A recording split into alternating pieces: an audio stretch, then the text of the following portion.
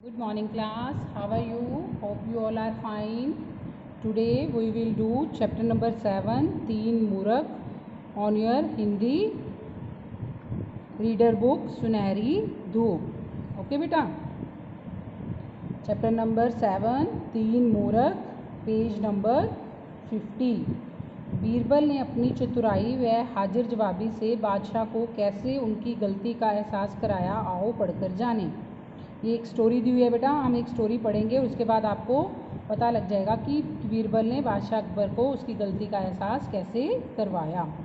एक बार बादशाह अकबर ने बीरबल को आदेश दिया कि राज्य से 3 महामूर्ख ढूंढ कर लाओ. बादशाह अकबर ने किसको आदेश दिया? बीरबल को. क्या आदेश दिया? कि तुम 3 महामूर्ख ढूंढ कर लाओ. राजा की आज्ञा मानकर बीरबल चले गए. कहाँ चले गए? वो 3 मूर्ख को ढूंढने. वे कुछ दूर ही गए थे कि एक घुड़सवार मिला. उन्हें सबसे पहले कौन मिला? एक घुड़सवार. वह घोड़े पर बैठा चला आ रहा था. उसके सिर पर लकड़ियों का एक गट्टर था. बीरबल ने पूछा, अरे यह गट्टर सिर पर क्यों रखा है, घोड़े पर क्यों नहीं रखते? वह आदमी बड़ी ही मासूमियत से बोला, घोड़ा बहुत कमज़ोर है दीवान जी, मेरा ही वजन यह नहीं संभाल पा रहा. अगर गट्टर का वजन भी इस पर रख दूंगा तो यह बेचारा मर ही जाएगा. बीरबल ने घोड़े को लालच देकर उस मूर्ख को अपने साथ ले आए. रात होने पर उन्होंने देखा कि एक आदमी दीवार पर लगी लालटेन की रोशनी में कुछ ढूंढ रहा है. बीरबल ने उस आदमी से पूछा, क्या ढूंढ रहे हो? वह बोला, मेरा एक सिक्का खो गया है. सिक्का कहाँ खोया था? बीरबल ने पूछा. वह उस वृक्ष के नीचे. आदमी ने इशारा करते हुए कहा वृक्ष के नीचे. बीरबल ने आश्चर्य से पूछा, तो वहाँ क्यों नहीं ढूंढते?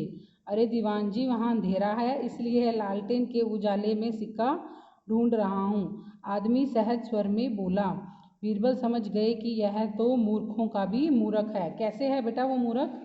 ये देखो, सबसे पहले क्या है, एक आदमी घोड़े पे जा रहा था. उसने अपने सिर पे लकड़ियों का गड्ढा रखा हुआ था और वो घोड़े पे बैठ के जा रहा था. तो बीरबल ने कहा कि आप लकड़ियों के गड्ढे को इस पर क्यों नहीं रखते? तो वो कहता है कि वे कमज़ोर है, वो मेरा भार ही नहीं उठा पा रहा, तो वो इन लकड़ियों के गड्ढे को कैसे उठाएगा. तो उसने क्या समझा, ये मूर्ख है, तो इसीलिए उसको ले गया. दूसरी बार क्या हुआ, रात के अंधेरे में उसे एक आदमी और मिला जिसका सिक्का खो गया था पेड़ के नीचे. लेकिन वो कहाँ ढूंढ रहा था?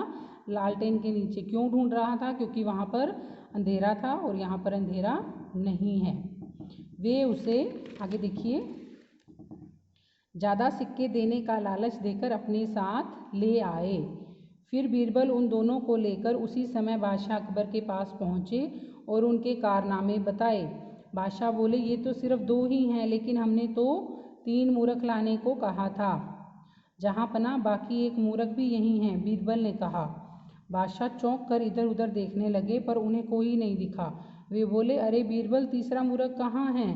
बीरबल ने झुककर कहा, गुस्ताखी माफ़ हो जहाँपना, तीसरा मूर्ख मैं हूँ जो ऐसे फालतू काम कर रहा हूँ. बीरबल की बात सुनकर बादशाह अकबर खिलखिलाकर हंस पड़े.